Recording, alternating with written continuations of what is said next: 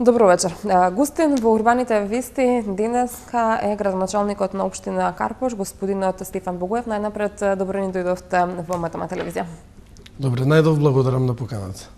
У нас што би започнала на самиот почеток е информација која што верувам дека ќе им биде од корист на нашите гледачи, а ваши сограѓани. Витивте подобар живот на сите жители на општина Карпош. Еве за почеток, од каде ќе започнете? Што ќе значи тоа подобар живот и кои се оние приоритетни проекти кои што за нијанса можеби ќе им го подобрат животот на карпушани? Најпрво, она што се вели, нели тоа беше и слоганот на нашата кампања, да го вратиме животот во Карпош. Враќањето на животот, јас го започнувам со мојот тим, најпрво со она основното, заштита на здравието и здравата животна средина за граѓаните. Токму во таков период сме сега од годината, каде што пиковите на загадувањето се највисоки, особено во Карпош, во аеродром и во некои делови на општина Газибаба. Што значи, една од првите работи со кои што и јас и советничката група сите заедно се нафаќаме да ни биде приоритет, тоа е борбата против загадувањето. Овде сепак, да бидеме до крај искрени и реален, не се работи само за нешто што може одвоено општина Карпош сама да го реши како проблем. Тука треба да се настапи тимски. Затоа пред неколку денови имавме средба со градоначалникот на градот Скопје и сите градоначалници од градот Скопје. Потоа имавме уште една координативна средба со истиот состав плюс и Министерството за животна средина и просторно планирање, каде што договоривме некои чекори со кои што сите заеднички ќе настапиме и сите заеднички ќе се обидеме да го решиме проблемот со загадувањето. Тоа е проблем кој што трае со години, проблем кој што не може да се реши преку ноќ, меѓутоа веднаш се впуштаме во процесот на решавање на овој проблем. Тоа всушност, нели, воздухот, здравата животна средина, тие се основната символика на животот, значи баш враќањето на животот во Карпош. Исто така минатата недела и службите инспекцијски на општина Карпош заедно со Министерството за внатрешни работи лоцираа на неколку места граѓани кои што несовесно на отворено палат отпад, кој што е прилично токсичен и отровен за средината. Тие беа казнети и санкционирани. Продолжуваме и со ова темпо, исто така и во нареден период, со дежурни служби кои што ќе имаат за цел да превенираат загадувачи на палат на отворено, и дополнително за овој период во контекст на загадувањето разгледуваме и опција за стопирање на градбите во одредени делови од денот кога е екстремно високо загадувањето, бидејќи загадувањето произлегува и од почвата, односно од градежните активности. Така да ова се првите работи во кои што веднаш се впуштивме и кои што сметаме дека се наитни, бидејќи се работи за здравието на граѓаните. Така, во делот на патната инфраструктура беше многу забележително во текот на предизборната кампања делови од општина Карпош, посебно во руралниот дел, кои што се пожалија на несоодветна патна инфраструктура. Дали ќе започнете или можеби веќе сте започнале со подобрување на истата?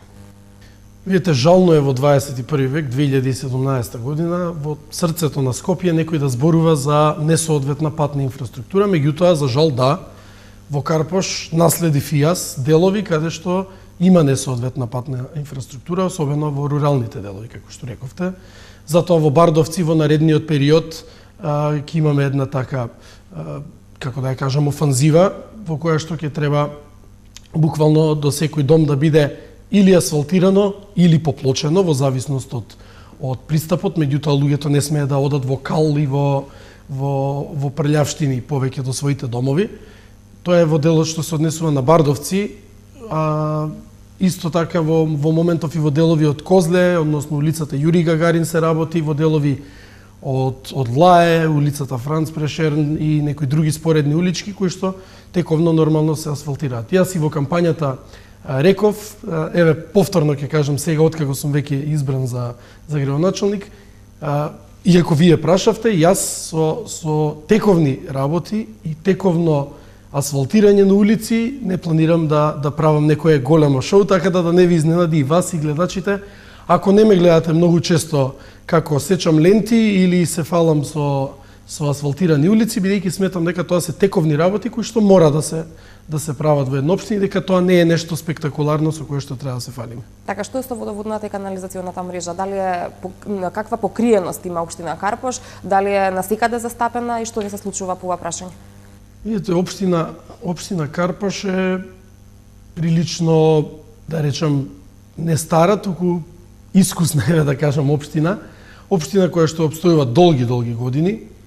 Општина која што е една од првите кои што биле целосно урбанизирани во некое друго време, во некој друг систем. Под целосно урбанизирани подразбирам токму и тоа. Сообраќајни решенија, меѓутоа и водоводна и канализациона мрежа.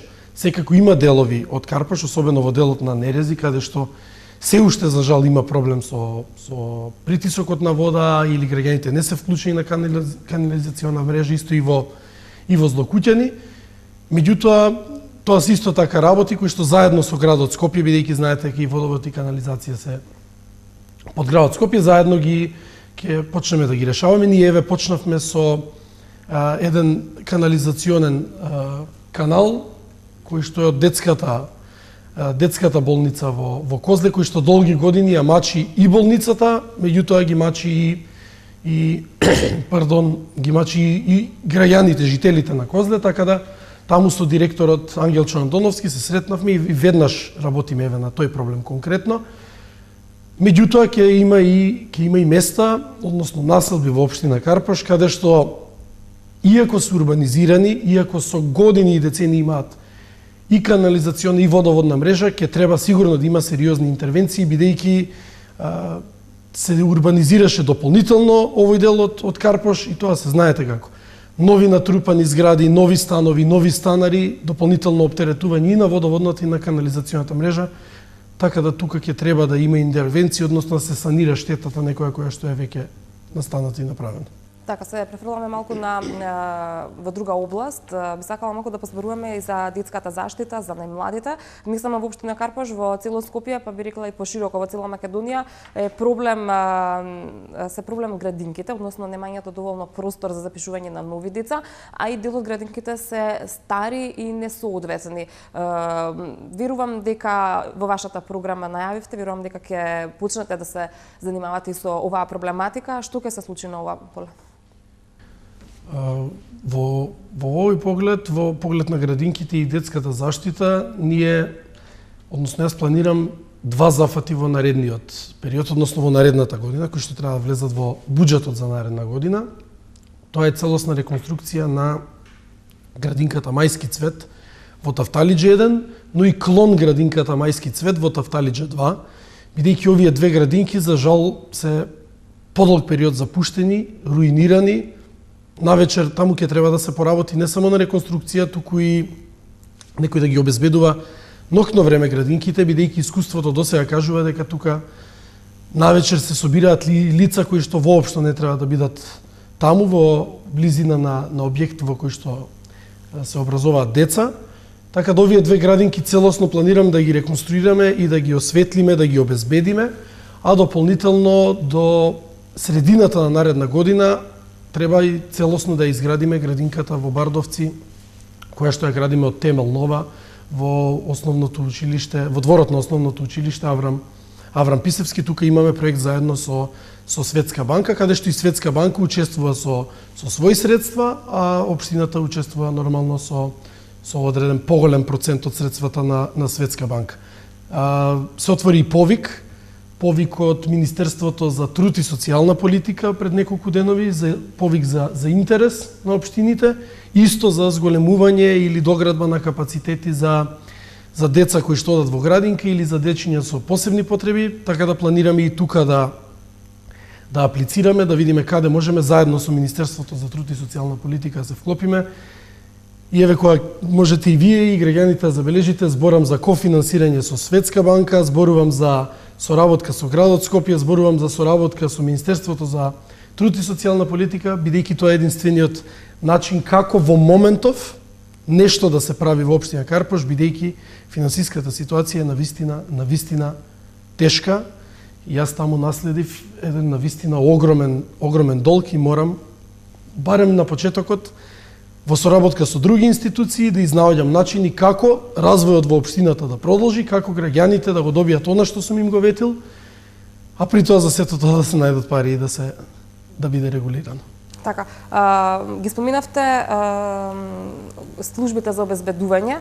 Имавме можност во изминатите месеци да забележиме дека комплетно нови детски игралишта и паркови се случува да бидат руинирани, токму од несовесно однесување на дел од граѓаните. Дали во поглед на тоа ќе обезбедите обезбедување на детските паркови, дали ќе ги реконструирате оние кои што се руинирани?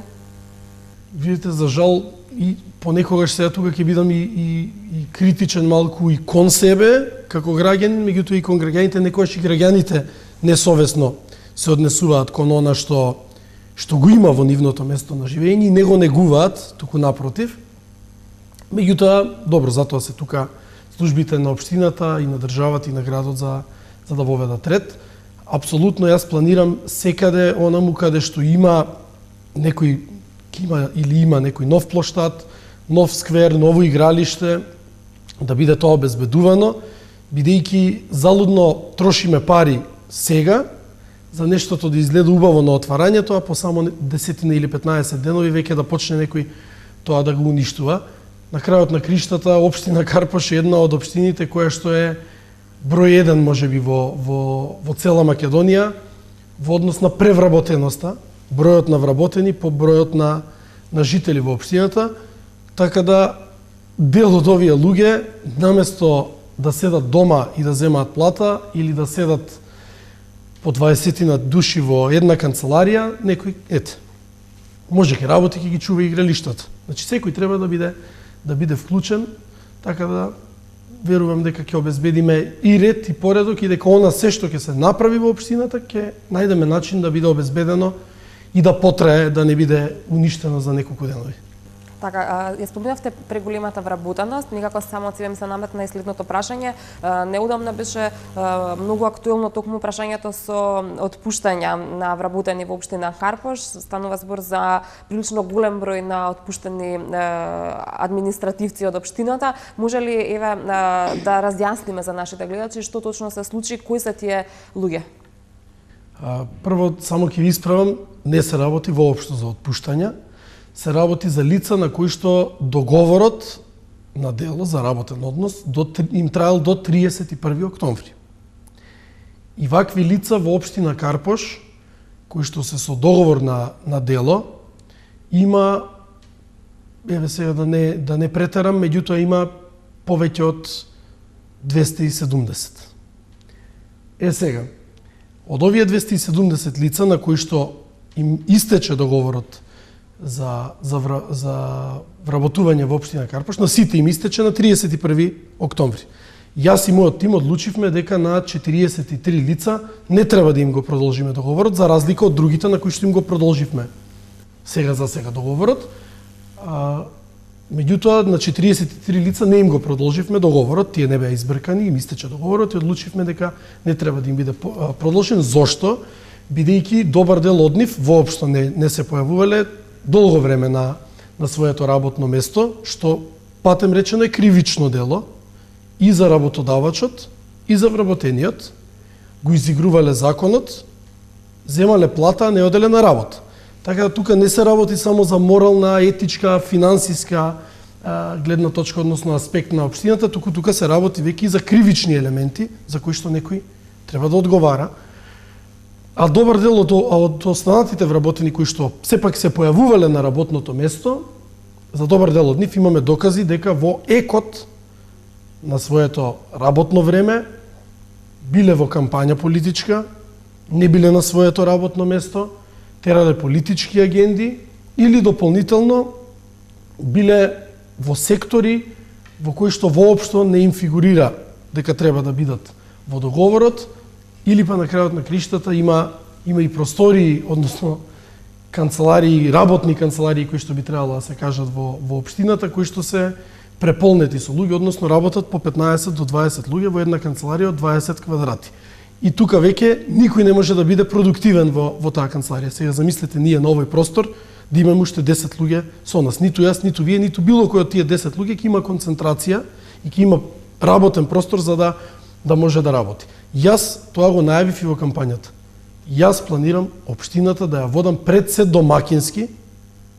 Општината не може да се расфрла со пари и нема потреба да се расфрла со пари и да има 430 вработени административци на 60.000 жители. Чисто за илустрација на граѓаните, општина Аеродром со преку 80.000 жители има околу 200 вработени. При тоа сум сигурен дека Ивица Коневски вработувал по некој основ, еве да речам, партиски, меѓутоа сепак застанал на бројката од 200. Овде се работи за бројка од 430 административци, што е навистина претерано. Дали тоа значи дека на местото, на работното место на овие кои што им завршил договорот и не им е продолжен, да има да дојдат нови? Апсолутно, јас во некој дел може да планирам некои вработувања во општината кои што еве да кажам би се броеле на една рака, колку би биле, тоа е некој потесен тимот со работници кои што нели како градоначалник имам право на кабинет и слично, кои што треба да се луѓе од доверба и луѓе со кои што верувам дека ќе може да ги спроведеме во пракса политиките кои што ги предвидовме во програмата.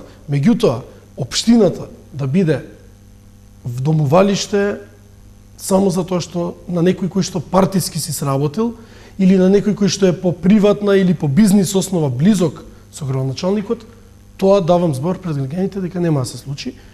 И дополнително мислам дека баш и потврдувам оваа теза и со самите чекори кои што ги превземав, мислам дека никој друг градоначалник, освен мислам градоначалникот на Делчево, не превзема вакви чекори на оптимизација на димензионирање на општинската администрација. Јас воопшто не го гледам тоа како проблем. Напротив, убеден сум дека граѓаните на Карпош бараат од мене секој својата плата во општината да си ја заработи со одење на работа и сум убеден дека граѓаните на општина Карпош бараат да имаме една професионална и компактна општинска администрација, а не пренатрупана колку некој само да биде лично задоволен. Проблемот со паркирањето е навистина голем, посебно во зимските денови, посебно во врнежливите денови, кога сите излегуваме од домовите со автомобили и општина Карпош не е имуна на овој проблем, како ќе го решите? Јас тоа и во програмата го предвидов. Тоа ќе го предвидиме и на неколку локации со овој буџет за оваа година. Планирам изградба на екопаркинзи, тоа се паркинг платформи над постоечки паркинг, меѓутоа обвиткани со зеленило од сите страни со систем капка по капка и со сончеви панели од горе, кои што ќе обезбедуваат електрична енергија, ќе прибираат сончева енергија преку ден за да обезбедат електрична енергија ноќе во овие паркинзи. Всушност, на одредена паркинг површина со ваква платформа добивате двојно паркинг место, двоен број на паркинг места, а при тоа не узурпирате друга површина, туку е тоа надпостоечко паркинг место. На ваков начин планираме да го решиме проблемот со паркирање во Карпош 4, во Карпош 3, во Владо Тасевски, тој е млечен ресторан, и во Порта Влаја. Исто така имаме предвидено и ваква платформа во програмата и во Козле, меѓутоа ќе димензионираме каде ќе можеме финансиски годинава да го издржиме. Тоа повторно ќе кажам, бидејќи општина Карпош е во сериозна финансиска потешкотија. Меѓутоа, ова е начинот на кој што во одредени, би рекол, жешки точки за паркирање би го решиле паркингот во општината. Тој ќе си остане и понатаму бесплатен за граѓаните на општина Карпош, а она што може да биде исто така практично решение на одредени места, меѓутоа тоа сепак треба и законски да се провери како е. Знаете, добар дел од населбите во Карпош, особено Карпош 1, 2, 3 и 4, па би рекол и делови од Тафталиџе, се градени во еден поранешен систем во Југославија и се градени плански. Зграда, гаража, паркинг и малку зеленило.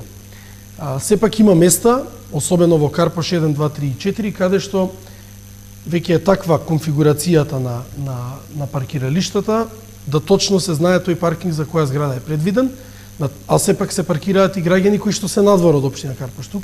Тука имаме опција дали со рампа, па жителите да имаат далечински управувач само за нив, оние жители кои што се озградат и слично. Меѓутоа има и такви локации каде што и на таков начин ќе го решаваме проблемот со паркирање. Знаете дека има особено во Карпош 3, особено во Владо Тасевски кај млечен ресторан. Тоа се населби во кои што има и многу фирми, во кои што кај Владо Тасевски кај млечен ресторан се наоѓа и катастарот, државниот агенција за државен катастар. И тука има фреквенција голема на луѓе кои што не се од општина Карпош и ги зафаќаат паркинг местата на жителите, така да на вакви начини, особено со рампите, јас сум сигурен дека ќе обезбедиме паркинг само за жителите на општина Карпош, кои што ќе имаат потреба да дојдат во општина Карпош да завршат некоја работа. Затоа баш на овие локации исто така ги спомнав и катните екопаркинзи, зелените паркинзи кои што ќе обезбедат повеќе места. Некаде пред самиот крај на разговорот, пред да ви се заблагодарам, уште едно прашање. Граѓаните ви дадоа доверба, убедливо победивте во општина Карпош, како ќе ја оправдате? Накусо, на кој начин и што се ќе им покажете на граѓаните? Прво, целосно и транспарентно планирам да отворам пред граѓаните се што се случувало во општина Карпош. Како што го отворив бројот на вработени, кои што верувам никој во Карпош не го знаел, вклучително и јас не знаев дека има толку вработени. Така ќе го отворам транспарентно и прашањето со долгот, колку должи општината во наредниот период, ќе бидете нормално запознаени и вие како медиум. Целосно на почетокот ја отварам општината и за медиумите, ја отварам општината и за граѓаните. Веќе никнаа некои проблеми во Карпош 3 и во Козле, каде што граѓани се жалат на одредени градежни активности и им изразуваат некои сомнежи при носење деталните урбанистички планови за таму. Најотворено, најтранспарентно ги канам и ги поканив граѓаните заедно со мојот тим во општината целата документација да се отвори и транспарентно да се најдат решенија. Значи за почеток отвореноста, честноста, домакинскиот однос кон водењето на општината и отвореноста на општината кон медиумите и граѓаните ќе биде основата за почеток. Понатаму целосна имплементација на се она што го ветив во програмата заедно со мојот тим, особено обезбедувањето на зелен Карпош, здрава животна средина, нови игралишта, нови паркови за миленици, фитнес зони, базени реонски кои што ги планирам. Еден од реонските базени веќе наредна година ќе го имаат граѓаните на општина Карпош. Една фитнес зона на отворена ултрамодерна, исто така ќе имаат веднаш сега, или во декември, или во ноември, ако успееме, ако не ќе треба на пролет, бидејќи знаете, зимскиот период џаби да ја направите фитнес зоната на отворено. Дополнително, деновиве финишираме и околу договарањето со Управата за водење на матична евиденција, ќе отвориме и стурена канцеларија за вадење на изводи од матична книга во Карпош, нешто што граѓаните го немале, така да веднаш почнуваме, иако велам, превработена е општината, презадолжена е, меѓутоа кога се сака може да се најде начин. Така, имате ли време да се состанете со сите граѓани кои што ќе сакаат да ве видат, да ви послушат кој има проблемот? Се трудам. Знаете, на почетокот додека се екипираме, додека се навикнете на новата работна средина, малку е потешко, меѓутоа со тек на време сигурен сум дека нема да има проблеми, дека ќе бидам достапен како што секогаш сум бил за сите граѓани на Карпош. Уште еднаш ви благодарам за издвоеното време, за вашето гостување во Урбаните вести на МТМ телевизија. Благодарам на вас за поканата. Ви благодарам и вам, драги гледачи, што со интерес го проследивте и разговорот со градоначалникот на општина Карпош, Стефан Богоев. Довидување.